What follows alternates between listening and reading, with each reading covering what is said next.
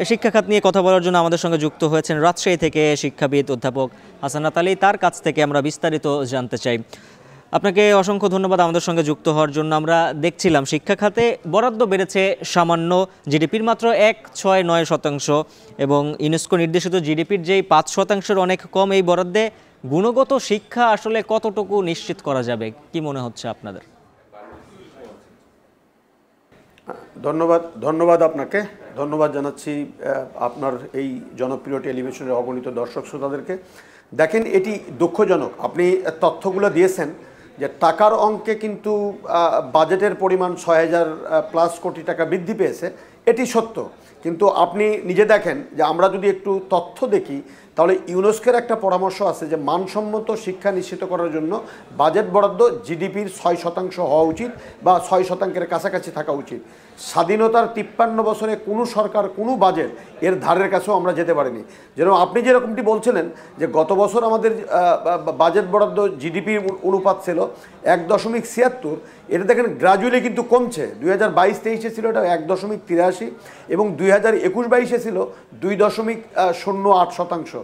তো এটি তো এক ধরনের শুভঙ্করের ফাঁকি যে আপনি বাজেট বরাদ্দ ৬,০০০ টাকা বৃদ্ধি করলেন, কিন্তু এটি তো বাস্তবতা যে বাংলাদেশে প্রায় 10টি প্রায় সরকারি বিশ্ববিদ্যালয়ের কোনো ভবন নেই। তাহলে আপনি নির্মাণ করবেন কি করে? আপনি বিশ্ববিদ্যালয়ের সংখ্যা বাড়াচ্ছেন, আপনি ইনফ্রাস্ট্রাকচারাল ডেভেলপমেন্ট করছেন, কিন্তু আমাদের দেশের শিক্ষার গুণগত মান উন্নয়ন করার জন্য যে গবেষণা খাতের বরাদ্দ সেটি কিন্তু একেবারেই অপ্রতুল।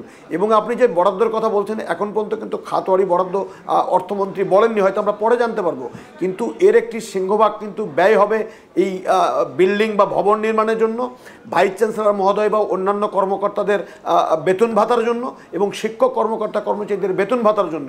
সেই জায়গায় আমাদের মানসম্মত শিক্ষা ব্যবস্থার জন্য গ্রামীণ জনপদের যে শিক্ষা ব্যবস্থা দিন দিন কোচিং নির্ভর দিকে চলে যাচ্ছে, সেখানে আধুনিকায়নের জন্য কোনো দিক নির্দেশনা অর্থমন্ত্রীর মুখ দিয়ে অন্তত আমি নিজে শুনিনি, আমি ওনার পুরো ভাষণটা শুনেছি। তবে একটি আশার কথা আপনাকে বলি যে প্রাথমিক শিক্ষাকে মানসম্মত করার জন্য বা ডিজিটালাইজ করার জন্য উনি অনেকগুলো স্বপ্নের কথা বলেছেন, কিন্তু বাস্তবতা হলো স্বপ্নের সাথে অর্থ বরাদ্দের কোনো মিল নেই এবং মিলের কোনো সম্পর্কও নেই। উনি প্রাথমিক শিক্ষা ব্যবস্থাকে উনি ডিজিটাল ক্লাসরুমের কথা বলেছেন, বিদ্যুতে উনি বরাদ্দ কমিয়ে দিয়েছেন। তাহলে একদিকে আপনি বিদ্যুৎ দিতে পারবেন না, ডিজিটাল ক্লাসরুম তৈরি করে আপনি কি করবেন, সেটি একটি প্রশ্ন।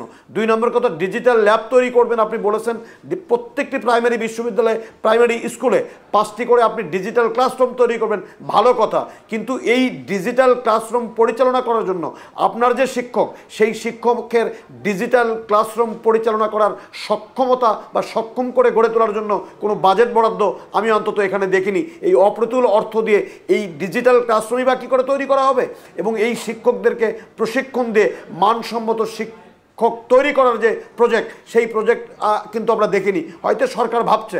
তো অতএব এই জায়গাতে শিক্ষাকে প্রত্যেক বছরে একটা যে শিক্ষাকে জাতির মেরুদণ্ড বলা হয়, এমনি আমাদের শিক্ষা ব্যবস্থা নিয়ে এই মুহূর্তে একটা হযবরল অবস্থা বিরাজ করছে।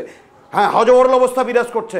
এই 52 বছরের বাংলাদেশে আমরা এখন পর্যন্ত প্রাথমিক স্তরের শিক্ষা কোনটা সেটাই ঠিক করতে পারিনি। এটা কি 5ম শ্রেণী নাকি 8ম শ্রেণী? আমাদের যে শিক্ষার্থী মূল্যায়নের যে পদ্ধতি, সেই পদ্ধতি ঠিক করতে পারিনি। কখনো সিজিপিএ, কখনো কন্টিনিউয়াস ইভ্যালুয়েশন, কখনো খিচুড়ি রান্না করা। তো এরকম একটি হযবরল অবস্থায় শিক্ষা ব্যবস্থা নিয়ে শিক্ষামন্ত্রীর যে বাজেট, এখানে শিক্ষা উন্নয়নের জন্য কোনো সুখবর জাতির কাছে নেই। ধন্যবাদ আপনাকে।